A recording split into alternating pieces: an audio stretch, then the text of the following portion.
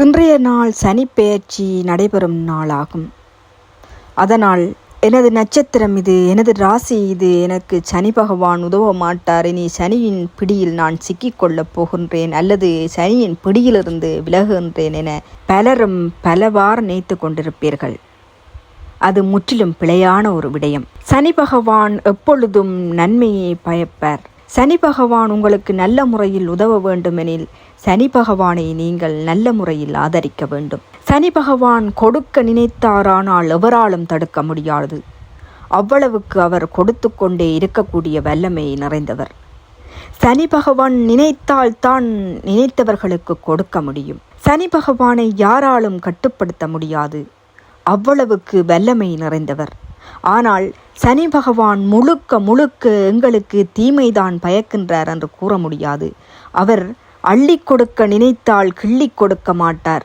எப்பொழுதும் வாரி வழங்கி கொண்டே இருப்பார். அதனால் சனி பகவானை நாம் ஆதரிக்க வேண்டும். சனி பகவான் மீது நாம் விருப்பம் கொள்ள வேண்டும். அது எப்படியெனில், சனி பகவானுக்கு சனிக்கிழமைகளில் நெய்விளக்கு ஏற்ற வேண்டும். சனி பகவானை சென்று தரிசிக்க வேண்டும். எமது வீடுகளில் அவ்வப்போது காகங்கள் வருகின்ற பொழுது காகங்களுக்கு வேண்டிய உணவுகள் அளிக்க வேண்டும். சிலர் வீடுகளில் காகம் ஒவ்வொரு நாளும் வர வேண்டும் என்பதற்காகவே காகங்களுக்கு உணவளிப்பார்கள்.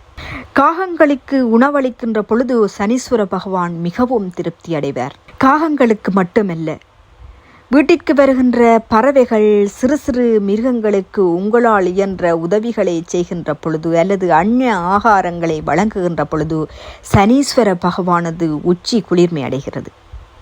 அவர் தானாகவே தனது நிலையிலிருந்து இறங்கி வந்து எங்களுக்கு ஆதரவு தர வருவார்.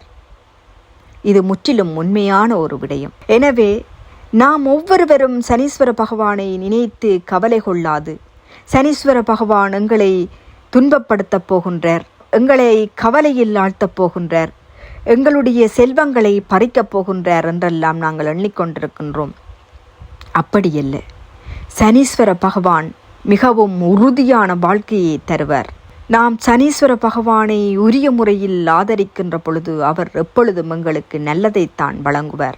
ஆலயத்திற்கு சென்று சனீஸ்வர பகவானை வழிபடுங்கள். சனீஸ்வர பகவானை எப்பொழுதும் உங்களுடைய மனதில் நினைத்து நல்லதை செய்யுங்கள். நல்லதை நினைக்கும் பொழுது எப்பொழுதும் உச்சத்தைத்தான் அடைவோம்.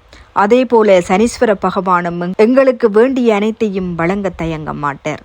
அதனால் இன்று தொடக்கம் நீங்கள் உங்களுடைய கர்மாக்களை அழிக்க வேண்டுமெனில் சிறு சிறு உதவிகளை செய்யுங்கள்.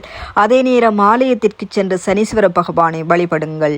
பறவைகள், மிருகங்கள் என பாரபட்சம் பார்க்காத அனைவருக்கும் சிறு சிறு உதவிகளை செய்யுங்கள். உங்களுடைய வாழ்க்கை ஒளிமயமானதாக மாறும்.